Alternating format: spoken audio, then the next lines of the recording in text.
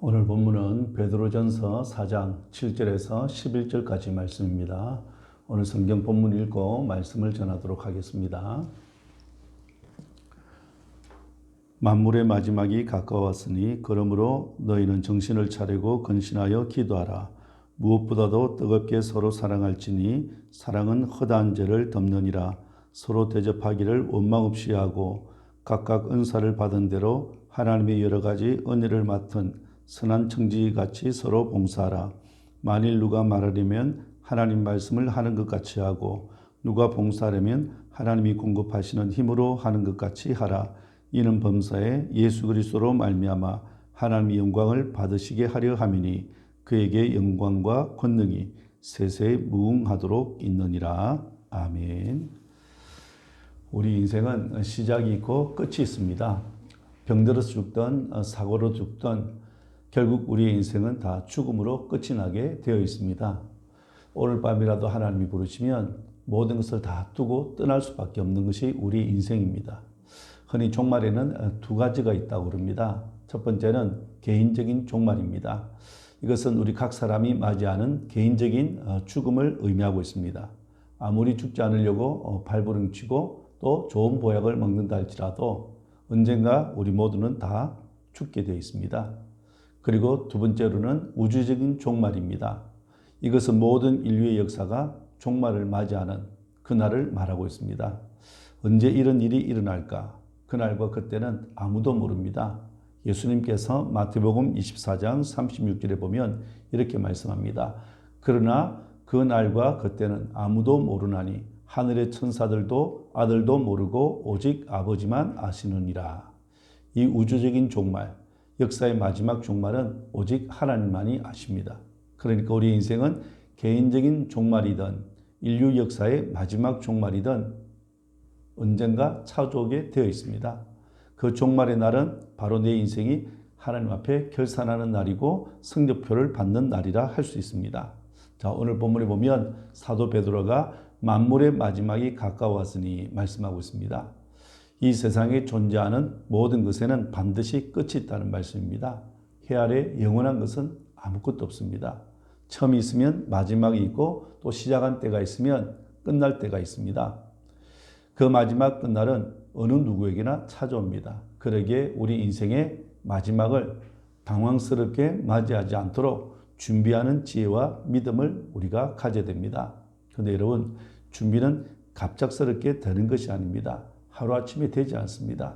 준비는 평상시에 하는 것이에요. 왜냐하면 예수님께서 도적같이 오시겠다 그렇게 말씀하셨으니까 평소에 잘 준비하고 있어야 된다는 겁니다. 그렇다면 여러분, 예수 믿는 우리 성도들이 그 마지막 종말의 때를 어떻게 준비하며 살아야 될까요? 오늘 사도 베드로가 세 가지로 말씀합니다. 첫 번째는 정신을 차리고 기도하라 말씀합니다. 7절을 보시면 만물의 마지막이 가까웠으니 그러므로 너희는 정신을 차리고 근신하여 기도하라. 자, 여기에 정신을 차리라 라고 하는 말이 나옵니다. 이 말은 깨어 있어야 된다. 맑은 정신을 가져야 된다. 제정신을 보존해야 된다라는 그런 뜻을 가지고 있습니다. 그리고 이 정신을 차리라는 말은 어떤 미쳐있는 곳에서부터 빠져나오라는 의미가 있습니다. 재물에 미치고 돈에 미치고 권력과 세상 쾌락에 미친 것에서 빠져나오라는 말씀이에요. 종말이 가까울수록 두드러지게 나타나는 현상 가운데 하나가 사람들을 정신을 차리지 못하게 만듭니다. 그 실례로 현대인들이 가장 많이 쓰는 말이 뭐예요? 바쁘다는 겁니다. 정신이 없다는 겁니다. 너무 바빠서 정신을 못 차리겠다고 이야기합니다. 정말 그렇습니다. 종말이 다가올수록 사람들을 정신을 차리지 못하게 만들고 바쁘게 만듭니다. 그래서 뭐 하지 못하도록 만들어요? 기도하지 못하도록 만드는 거예요. 여러분, 우리가 기도를 하지 못한 이유가 정말 바빴을까? 아닙니다.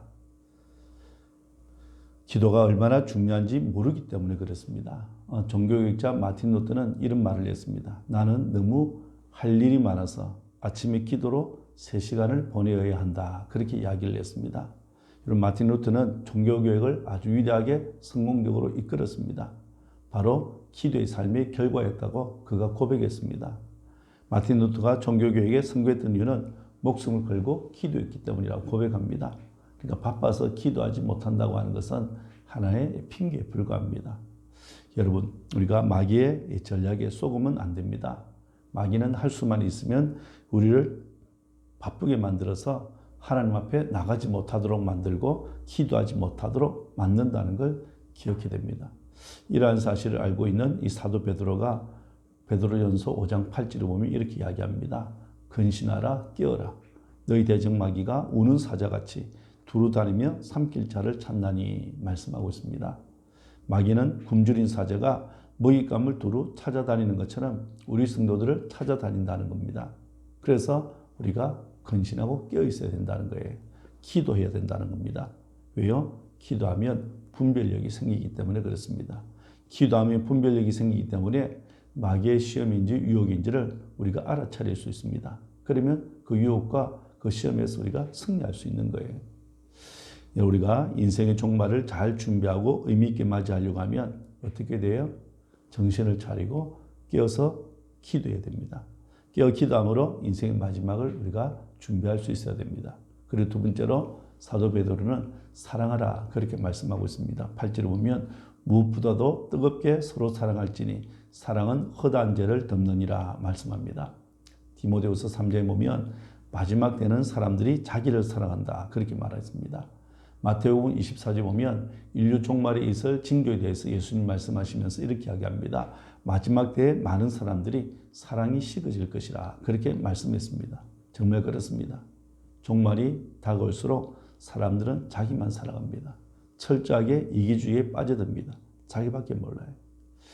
여러분, 오늘 우리가 살아가는 이 세상이 왜 이렇게 시끄럽고 복잡하고 어지러울까요? 가정에서도 마찬가지고 직장에서도 마찬가지고 심지어 교회에서도 마찬가지입니다. 왜 문제가 생겨요? 사랑이 결국 없기 때문입니다. 고린도전서 13장 1절에 보면 사랑이 없으면 울리는 꽹과리가 된다 그렇게 말합니다. 사랑이 없으면 시끄러진다는 겁니다. 혼란스러워질 수밖에 없습니다. 정치권 보세요. 사회 보세요. 얼마나 혼란스럽습니까? 결국 사랑이 없기 때문에 나타나는 현상이에요. 여러분, 서로 사랑하는 말 앞에 어떤 말이 수식으로 붙어 있냐면 뜨겁게라고 말씀합니다. 무엇보다도 뜨겁게 서로 사랑할지니 말씀이에요. 사랑하되 그냥 보통으로 하는 것이 아니에요. 뜨겁게 사랑하라고 말씀합니다. 그리고 사랑하되 허물을 덮어주며 사랑하라 그렇게 말합니다. 사랑은 뭐라고요? 허다한 죄를 덮는 것이라 그렇게 말씀하고 있습니다. 이 사도 베드로가 이 말을 할 때는 자기의 삶의 경험에서 나온 말이에요. 자신이 예수님으로부터 이러한 사랑을 받은 사람이기 때문에 그렇습니다. 자신이 예수님을 모른다고 개점여종 앞에서 한 번도 아니라 3번씩이나 부인했습니다. 3번째는 맹세하며 저주하며 예수님을 모른다고 부인했습니다. 예수님께 도무지 용서받지 못할 그런 죄를 지었습니다. 아마 저 같으면 예수님 이 베드로에게 따졌을 거예요. 네가 나를 절대로 버리지 않겠다면서 나는 죽을지언정 나를 배신하지 않겠다고 그렇게 이야기했는데 네가 어떻게 이럴 수 있느냐고 아마 저 같았으면 따졌을 거예요. 하지만 예수님은 베드로에게 지난날의 그 허물과 잘못에 대해서 따지지 않았습니다. 베드로의 지난 모든 날 허물과 죄를 다 덮어주셨어요. 예수님께로부터 이러한 사랑을 받았던 베드로가 사랑이란 한마디로 허물을 덮어주는 것이다. 그렇게 말을 하고 있는 거예요. 이 사랑은 허다한 죄를 덮느니라 말씀합니다. 여러분, 허물과 잘못을 따지고 들면 부부라도 함께 살 수 없을 겁니다. 허물과 잘못을 따지고 들면 한 교회에서 우리가 함께 신앙생활을 할 수가 없을 거예요. 직장생활도 마찬가지입니다. 여러분, 이 세상에 살아가면서 허물 없는 사람이 누가 있겠습니까? 다 있죠. 아무도 없습니다. 주님께서 우리의 허물을 다 덮어주시고 용서해 주시고 사랑해 주셨기에 우리가 이 자리에 있는 거예요. 우리가 허물을 덮어주고 사랑을 우리가 해야 됩니다. 우리가 그런 사랑을 받았기 때문에. 아프리카에서 사역했던 유명한 스코틀랜드의 선교사 데이비드 리빙스턴이 죽었습니다. 그것 원주민들은 리빙스턴의 묘지에 이렇게 적었다고 합니다. 당신이 오기 전에 우리는 어둠이었습니다. 그러나 당신이 떠난 지금 우리는 빛입니다. 그렇게 적어 놓았어요. 정말 멋있는 말이지 않습니까? 참 아름다운 말인 것 같아요. 리빙스턴으로 인해서 자신들의 삶이 어둠에서 빛으로 바뀌었다는 거죠. 리빙스턴이 죽은 지 3년 정도 되었을 때 일이 있었습니다. 미국의 한 목사님이 리빙스턴의 이 사역지를 방문했다고 합니다. 그리고 그곳에 살고 있는 원주민들에게 리빙스턴에 대해서 자세하게 이렇게 물어보았다고 합니다. 근데 놀랍게도 원주민들의 답변이 한결같았다고 합니다. 이렇게 이야기했습니다. 우리는 리빙스턴이 우리에게 무슨 말을 했는지 그리고 우리에게 어떤 일을 했는지 기억이 잘 나지 않습니다. 하지만 이것 한 가지만큼은 우리가 분명히 기억합니다. 그분은 우리를 진실로 사랑했습니다. 그렇게 말을 했다고 합니다. 사랑하는 여러분, 우리도 언젠가는 인생의 마지막을 맞이하고 이 세상을 떠나게 됩니다. 한 교회에서 신앙생활을 했던 성도들이 여러분에 대해서 어떻게 평가해 주기를 원하실까요? 제 소망은 우리 성도들 모두가 정말 하나님을 사랑하고 교회를 사랑하고 우리 성도들을 사랑하며 섬겼던 분입니다. 라는 이런 놀라운 평가를 받았으면 참 좋겠습니다. 서로 사랑하고 위로하고 격려함으로 우리가 마지막을 잘 준비했으면 좋겠어요. 그리고 세 번째로 선한 청지기같이 봉사하라 말씀합니다.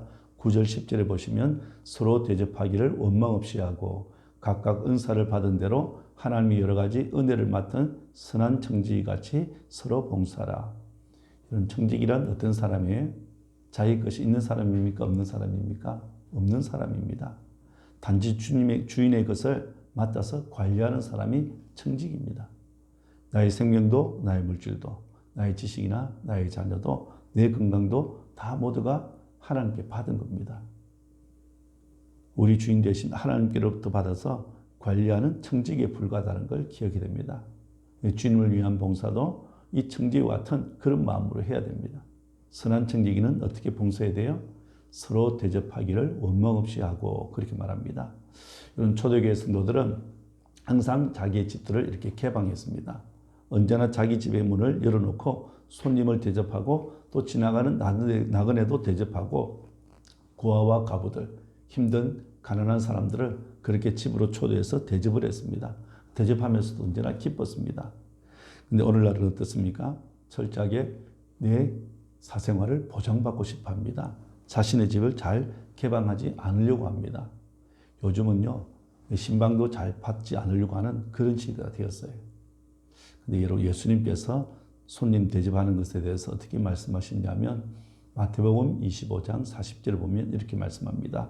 내 형제 중에 지극히 작은 자 하나에게 한 것이 곧 내게 한 것이니라. 그렇게 말씀합니다. 지극히 작은 한 사람에게 베푸는 것, 그게 곧 주님께 하는 것이라. 그렇게 말씀합니다. 우리가 진심으로 우리 집을 찾아온 사람을 대접하면 그것이 곧 주님을 대접하는 것이라는 거죠. 그러기 위해서 우리가 그 대접은 원망 없이 이루어져야 됩니다. 억지로 하거나 마지못해서 하는 대접은 주님과는 아무런 상관이 없어요. 손님을 대접하기를 힘써야 됩니다. 그리고 봉사할 때도 내 힘으로 해서는 안 된다고 이야기합니다. 하나님이 공급하시는 힘으로 하라고 말씀하고 있어요. 11절 보면 만일 누가 말하려면 하나님의 말씀을 하는 것 같이 하고 누가 봉사하려면 하나님이 공급하시는 힘으로 하는 것 같이 하라. 이는 범사에 예수 그리스도로 말미암아 하나님의 영광을 받으시게 하려 함이니 그에게 영광과 권능이 세세에 무궁하도록 있느니라. 아멘. 봉사할 때 하나님이 주시는 힘으로 하라 말씀합니다. 하나님이 공급하시는 힘으로 봉사하고 섬겨야 하나님께서 영광을 받으시고 그 봉사와 섬김이 상급이 된다는 걸 기억하셔야 됩니다. 자기를 드러내기 위해서 봉사하고 또 정욕으로 봉사해서는 안 된다는 겁니다. 그런 봉사와 섬김은 하나님과는 전혀 상관이 없고 상급과도 전혀 상관이 없습니다. 선한 청지기는 원망 없이 대접을 하고 하나님 주시는 힘으로 봉사하고 섬기는 것. 이런 자세로 우리가 섬겨야 된다는 거죠. 말씀을 맡겠습니다. 여러분 마지막 종말의 때 어떤 삶을 살고 싶습니까? 한 철학 때는 말하기를 내일 지구가 멸망해도 나는 오늘 사과나무를 심겠다. 그렇게 말을 했습니다. 여러분 내일 종말이 찾아오는데 그때 사과나무를 심다가 종말을 맞이하겠습니까? 물론 그 말의 뜻은 오늘 하루하루의 삶에 성실하겠다, 충실하겠다는 그런 뜻입니다. 여러분, 오늘 저와 여러분도 반드시 언젠가 인생의 마지막 죽음이 찾아옵니다. 그 인생의 마지막을 어떻게 맞이하고 준비하시겠습니까? 지나간 역사를 보면 종말이 예민했던 시대는 언제나 진실하고 성실하고 깨끗했던 시대였습니다. 믿음이 살아있는 시대였습니다. 믿음이 건강했던 시대였습니다. 그러나 종말이 분명하지 않았던 시대는 언제나 병든 시대였고 타락한 시대였습니다. 하나님을 떠난 시대였습니다. 여러분, 개인도 마찬가지입니다. 종말 의식이 예민한 성도들은 건강하게 신앙생활을 해나갑니다. 언제 하나님 나를 부르실지라도 부끄럽는 모습으로 서겠다는 그런 마음으로 하루하루 최선을 다해서 주님 의지하고 살아갑니다. 기도하는 생활이나 서로 사랑하며 살고 서로 대접하고 선한 청지 같은 그런 의식을 가지고 살아갑니다. 하지만 종말의식이 없는 사람들은 병든 하루하루를 살아갈 수밖에 없습니다. 나태하고 게으르고 세상의 향락과 쾌락에 젖어서 살아갑니다. 이런 사람은 결국 비극적인 종말을 맞이할 수밖에 없습니다.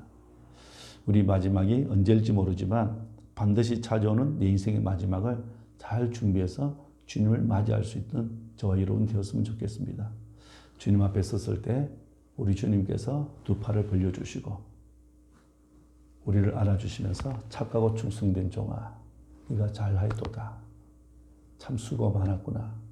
그렇게 칭찬받는 그런 모습으로 살아가는 저와 우리 성도들이 되시기를 주님의 이름으로 축원합니다.